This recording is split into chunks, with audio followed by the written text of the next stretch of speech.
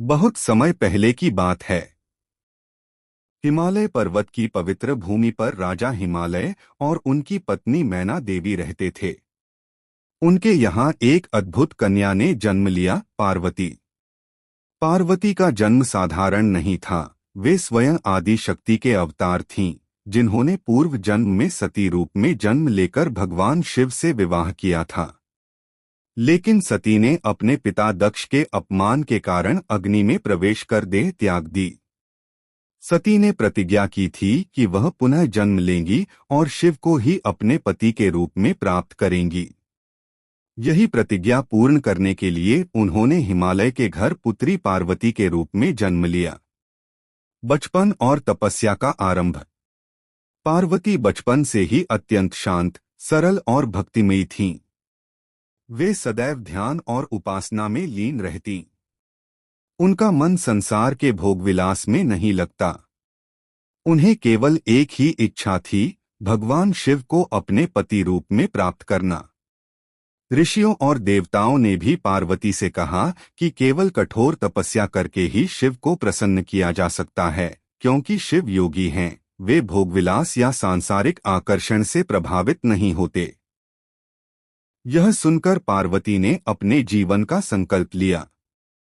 मैं ब्रह्मचर्य का पालन करूंगी, कठोर तपस्या करूंगी और केवल शिव को ही अपने वर के रूप में प्राप्त करूंगी। इसी कारण उन्हें माता ब्रह्मचारिणी कहा गया। कठोर साधना। पार्वती ने घोर तपस्या प्रारंभ की। शुरुआत में वे केवल फल और कंदमूल खाकर रहतीं। धीरे धीरे उन्होंने पत्तों का त्याग किया और केवल जल पर रहने लगीं। फिर उन्होंने जल का भी त्याग कर दिया और वर्षा की बूंदों पर ही जीवन निर्वाह किया। अंततः उन्होंने अन्न, फल, जल सब छोड़कर केवल वायु पर ही जीवन यापन करना शुरू कर दिया। वे प्रतिदिन कठोर तप करती, कई वर्ष तक पैरों पर खड़े रहकर, कभी खुले आसमान के नीचे धूप और वर्षा में, कभी बर्फ की ठंडी हवाओं में। उन्होंने अपने तप से देवताओं तक को चकित कर दिया। देवताओं की परीक्षा। इंद्र सहित सभी देवता पार्वती की तपस्या देखकर चिंतित हो गए। वे सोचने लगे, यदि पार्वती का तप सफल हो गया तो संसार में उनका तेज इतना बढ़ जाएगा कि सभी पर भारी पड़ेगा। लेकिन दूसरी ओर वे यह भी जानते थे कि पार्वती का तप संसार की भलाई के लिए ही है, क्योंकि शिव और पार्वती का मिलन ही भविष्य में महाशक्ति कार्तिकेय को जन्म देगा, जो राक्षसों का संहार करेंगे।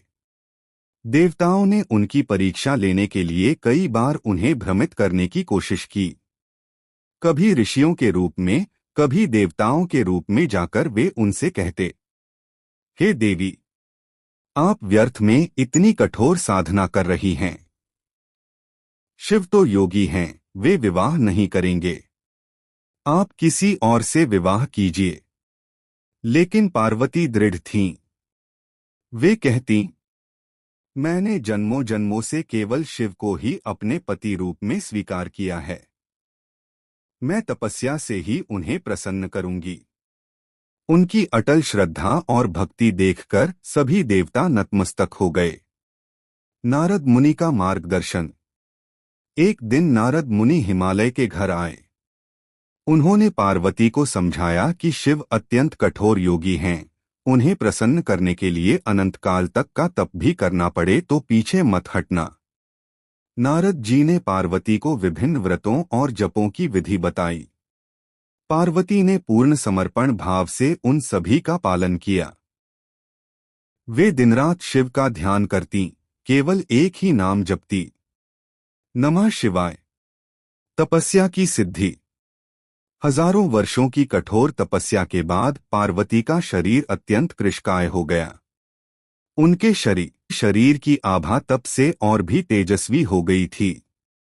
तब स्वयं भगवान ब्रह्मा उनके सामने प्रकट हुए और बोले, हे देवी, आपकी साधना अनुपम है। संसार में कोई स्त्री ऐसी कठोर तपस्या नहीं कर सकती।